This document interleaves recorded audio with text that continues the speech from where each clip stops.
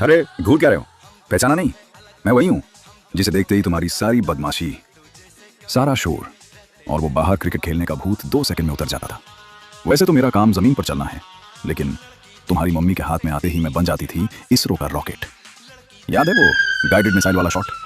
तुम चाहे सोफे के पीछे छुपो या बेड के नीचे, मेरा निशाना कभी नहीं चूकता था। आजकल बच्चे बोलते हैं टाइम आउट चाहिए, प्राइवेसी चाहिए। हमारे जमाने में तो मेरी एक ही आवाज काफी थी, सड़क। भले ही मैं तुम्हें जोर से लगती थी, लेकिन सच तो ये है तुम्हें सीधा रखने में मेरा बहुत बड़ा हाथ, सॉरी पैर रहा है। तो बताओ, याद आई वो सट सटाक वाली आवाज? कमेंट्स में बताओ, मम्मी का निशाना कैसा था?